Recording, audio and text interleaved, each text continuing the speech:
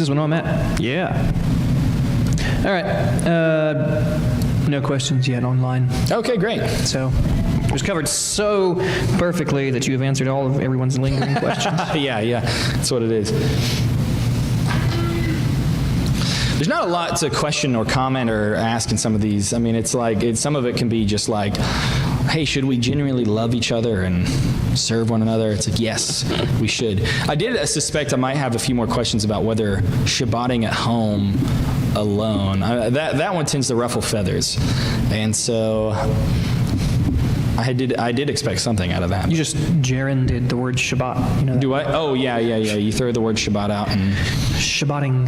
because it is become such a popular thing to just kind of stay at home on Sabbath. But Well, and that's not even that it's a popular thing. That's some people are teaching to do it that way. to do that. Yeah, It's it's like, true. hey, you're supposed to stay in your place. You're not supposed to gather with others on Shabbat. You're supposed to stay at home. Yeah. And shut everything off and not work. And Yep. you did get, I'll tell you this, you got a lot of affirmation. Oh, cool. A lot of people saying, yes, I agree, and whatever. All right. There was some, let's see.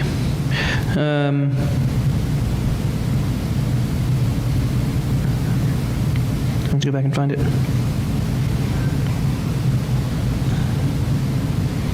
Oh, one person did ask what translation you're reading from. I said, I assume it's the ESV. It was ESV today. Yeah. Yes. I think everything I read from was ESV. I might have had one out of the NASB, but Yeah. I don't recall which I was one. pretty sure it was the Yeah. extra special version. Yes.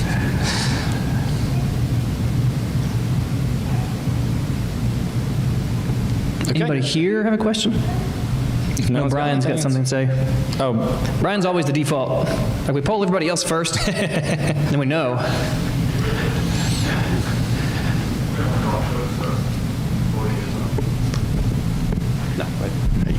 So I'm very, very, very introverted.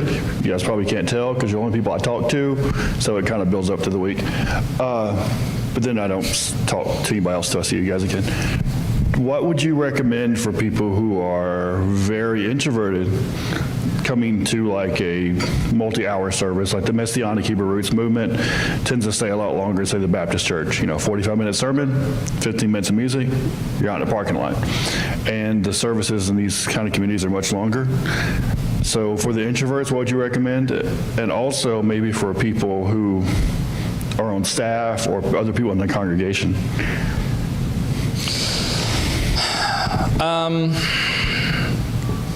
see, this is maybe where you can answer some questions for me, being an introvert.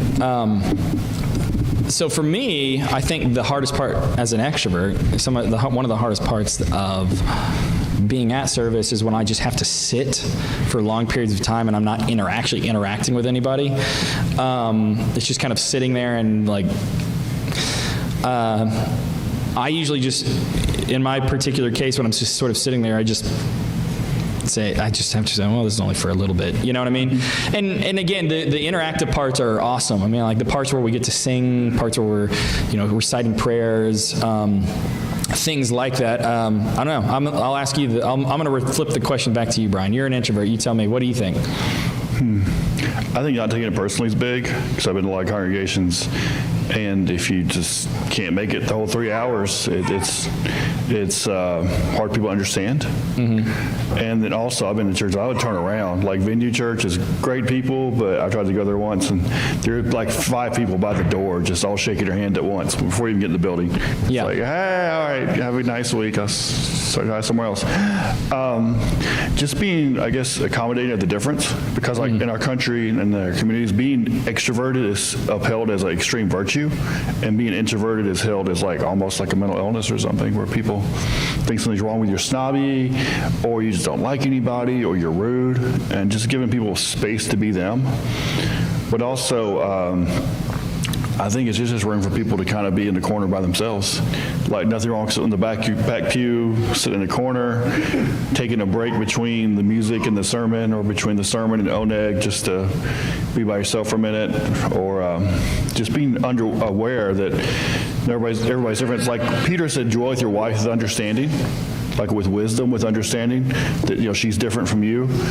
And I think we can apply that to our neighbors, as like our brothers and sisters are different from us. Yeah. And just not one is holier than the other one. Yeah, I think it's good. I would add that and it's part of what you read a little bit ago about being hospitable, right? And that's actually an exhortation that Paul makes in multiple places in his writings about being hospitable. Being hospitable is not forcing extremely uncomfortable social interactions on people that really can't handle it. Right. I mean, there's a certain level of healthy, like you need to be involved in community. There are some people that they entirely just crave being in solitude. And there's times to be alone. We could go through Ecclesiastes, right? I mean, there's times to be alone, but it's not in perpetuity. It's not forever. You need people. We need people. We've gotten too comfortable being isolated and being away from community structures and away from accountability because it's easy just to say, oh, well, I don't like this place because they made me feel uncomfortable or whatever. So I think there's a healthy balance to draw in what is still hospitable.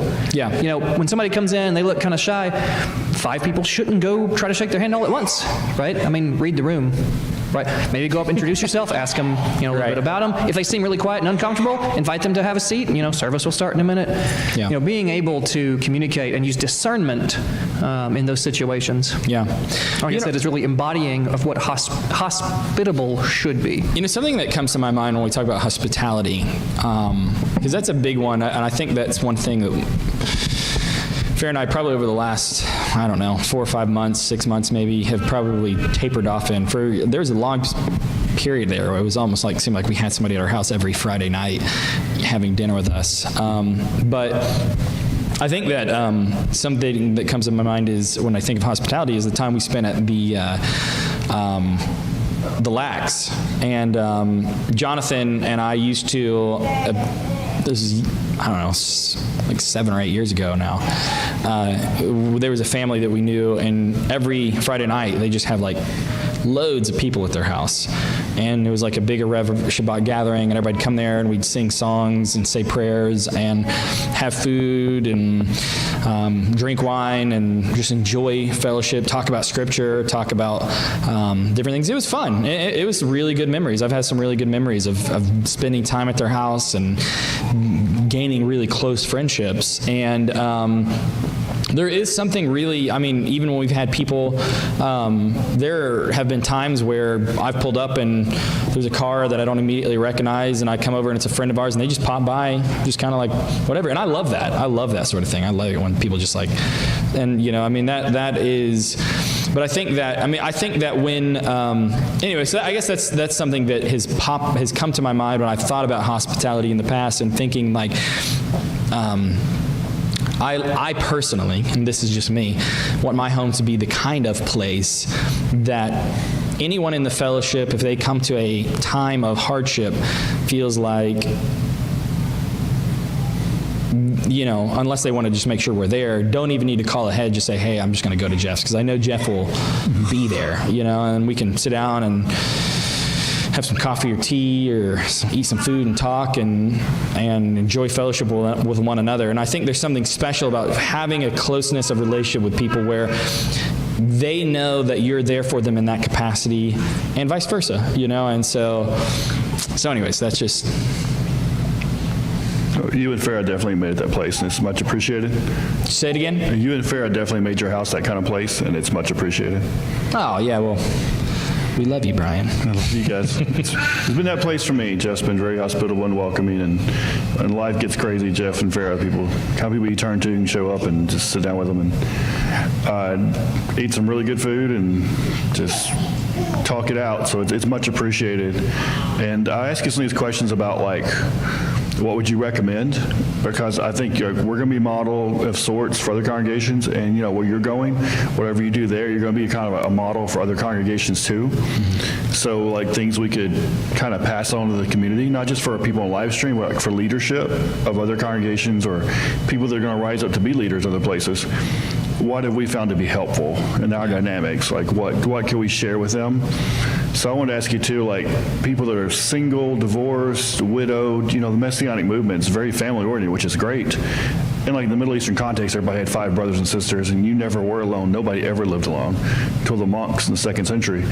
But like, what would you recommend for people that are in that situation where they're just pretty much isolated, they live by themselves? For those people and for the community around them, would you have anything you'd like to share or comment on for that situation? Like you're the only single in your congregation, for example, or you don't even have a congregation, everybody's 2 hours away. Yeah. Well, when I started it, when I helped form the last fellowship I was at, when I helped get it going, I was one of the only singles there, and it was weird at times when everybody else was married, just generally. Now, I was a little bit of a different, for me, I was like determined to make myself fit in whether I did or not. But I think that in other situations where people are waiting to, are like having a difficulty like working in, for the rest of us that are seeing this, I think it just takes intentional effort. I mean, it's hard. It's hard to put yourself out there and to make friends. You know, we're all busy. So like seeing somebody that's sitting alone at the table and you're like, oh man, like I haven't seen Matt all week, and I was really like hoping to like sit down and talk to him, but then there's this guy here who just showed up for the first time, and he's sitting by himself. He doesn't know anybody here. You know, it takes a bit of self-sacrifice on our part, saying, hey, you know what? This isn't my fellowship. This is Yeshua's fellowship. And would Yeshua want me to sit down with Matt, who I can invite to my house later on, this week, and say, hey, dude, I want to chat with you. You want to come over later on, but I'm going to talk to Joe, who just walked in for the first time. He's never been here before, doesn't know anybody here, really try to build a friendship with them. I mean, have you guys heard of this? In cults, they have this thing called love bombing. You guys heard of that? All right, Aaron hasn't heard of it. All right, so cults have this thing. It's called love bombing. It's a tactic that cults will use to bring people in. I'm not saying this because I want us to become a cult. Just wanted to throw that out there. It's important that people on the internet and here know that that's not where this is going. But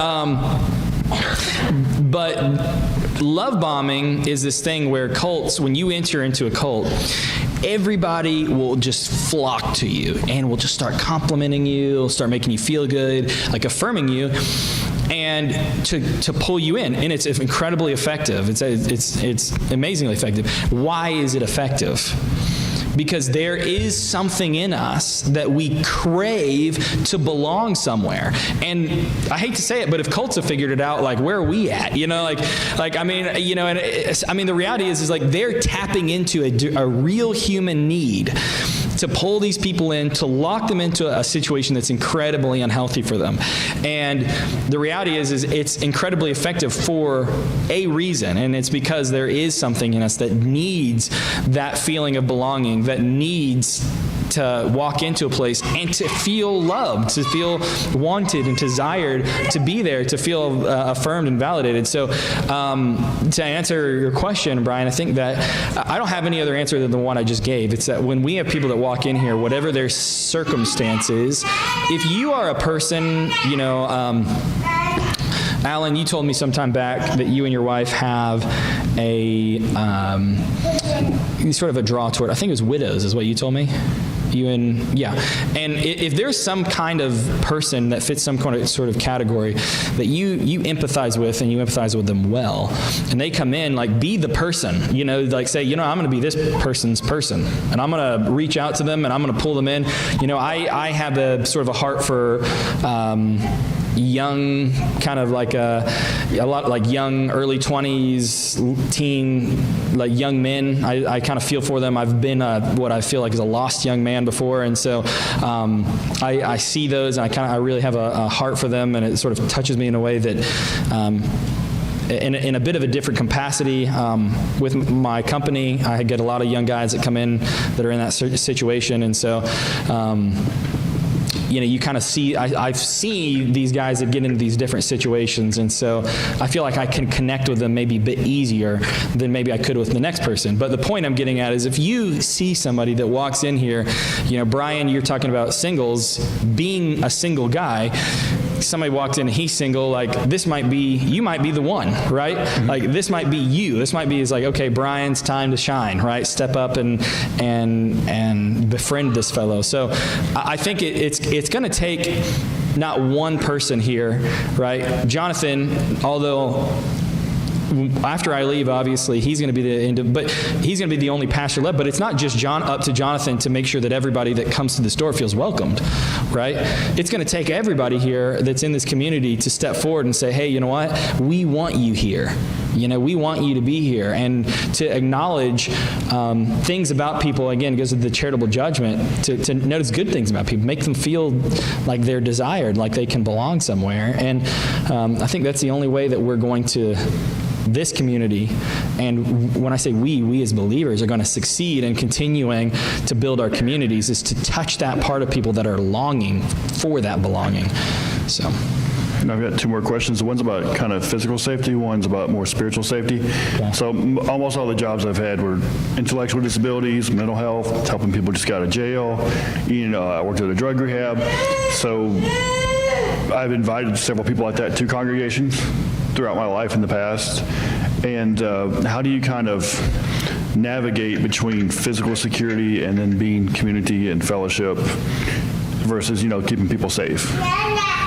So you're talking about basically if somebody comes in here that poses a possible threat to the community? Yeah. Like say they just had some kind of bad prison record, or they're homeless, or they just got they're having withdrawals, or, how do you help with that while, keeping people safe? Because every Messianic community has got toddlers galore. Mm-hmm. So how do you kind of navigate that or draw the line in that? I mean, I've been in that situation before. I used to actually run a homeless ministry, and